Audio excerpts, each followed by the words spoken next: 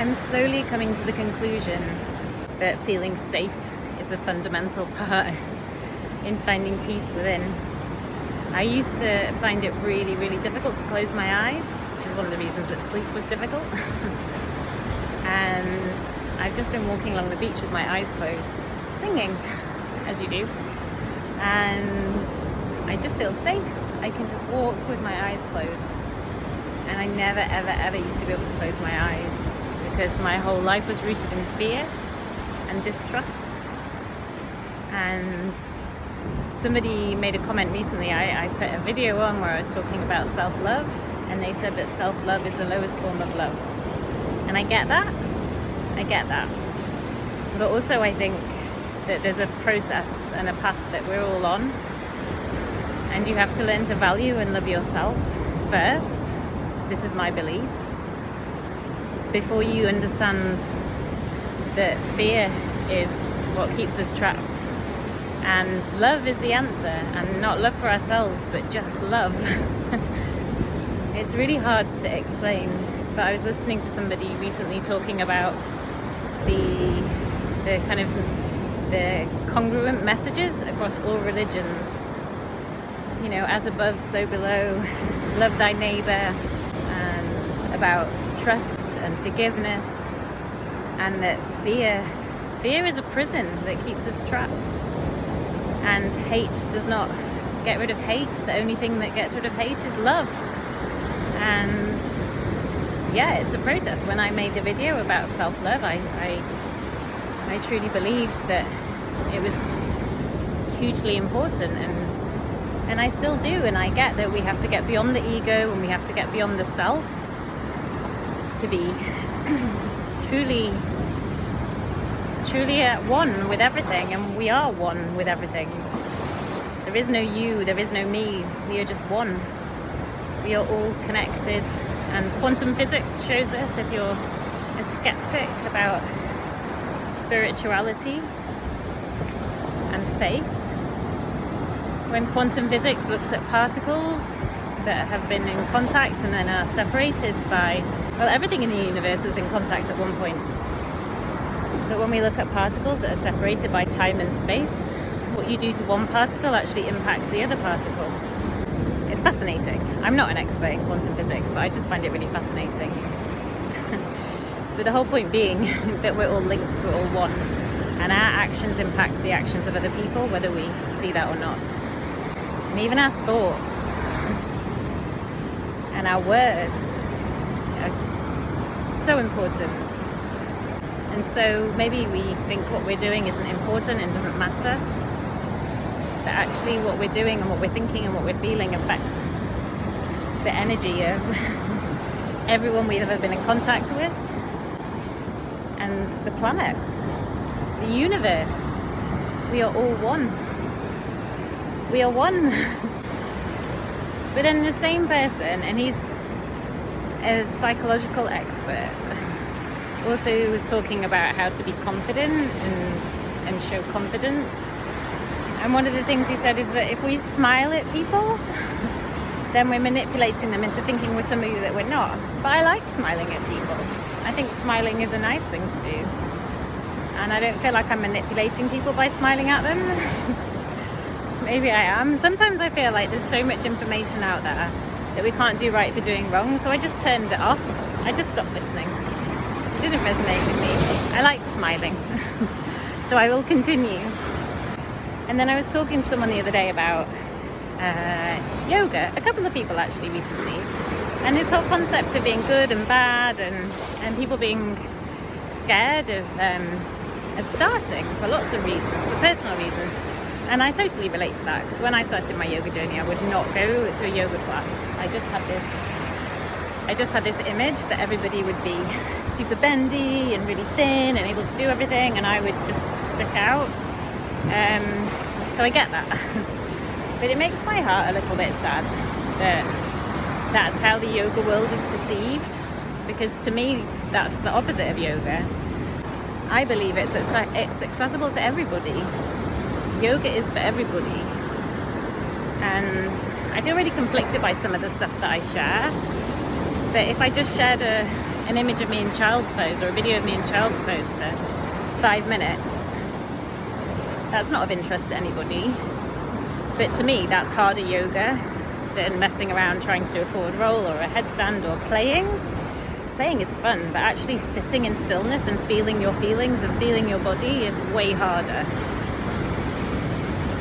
But yoga's brought me to this place now, and maybe that scares some people that my life has totally changed because of it. And I feel like personally for me it's really important to support anybody that wants to find peace within.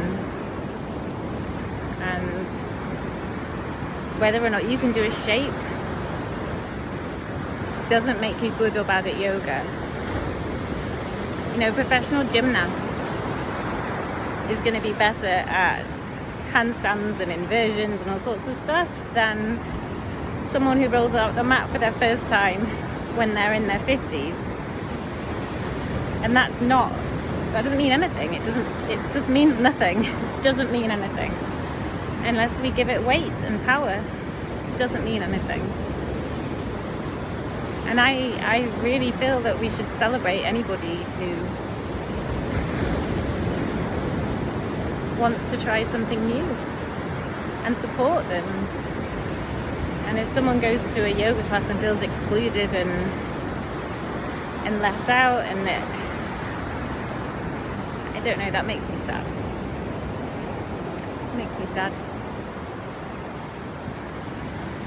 And that's why I love teaching one-to-one or small classes, because I feel that you can really connect with the person that you're teaching. And I say teaching, but I'm not really teaching. I'm just giving them an order of shapes to make. They're the ones that are teaching themselves. If you look in the mirror, you see your greatest teacher. And I really believe that. I've just gone off on a massive tangent, but I don't know why. I just feel like talking at the moment. I go through phases. Anyway, I will stop now. Have a wonderful day. And if you're here, thank you. Thank you, thank you. So back on the smile thing. I just saw a dog. The owners didn't look at me, but the dog looked at me and I smiled at the dog. And so, does that mean I'm manipulating the dog? I don't think I am.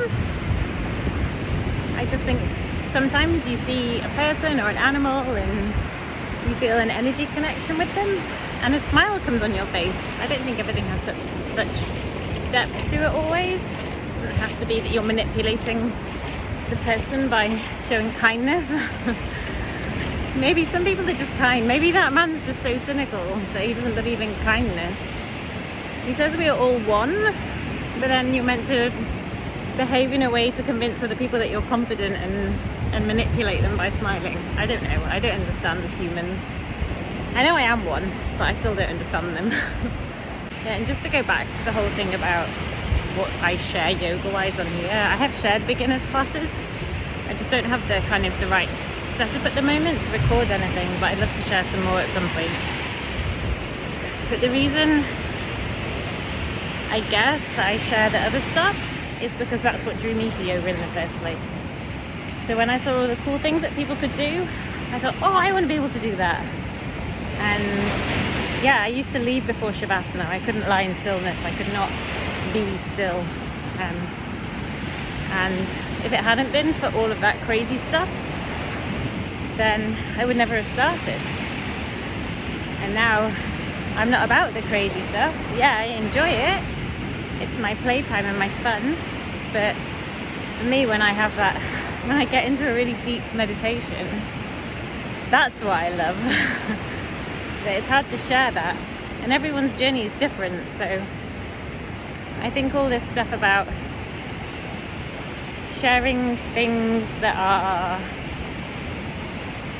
maybe not yoga, if it draws people to find their yoga, if that makes sense, then it's worth it. And I know for me, certainly when I was really anxious and I had my insomnia and I wanted to be thin and all I cared about was being thin basically and good at stuff, I would, if I just saw a video of somebody lying on the floor in a yoga pose for 5 minutes, I would have just thought that would be like hell. I remember even at the beginning we had to hold a pose somewhere for 3 breaths, and my mind was thinking, why am I holding this for 3 breaths? This is ridiculous, what a waste of time. It's crazy. And now I could just lie on the floor for hours, and some days I do. But yeah, this is very waffly. Anyway, maybe somebody will relate to this, and if you're here, thank you. Thank you for bearing with me on this crazy journey of life. It's yeah, it's a process.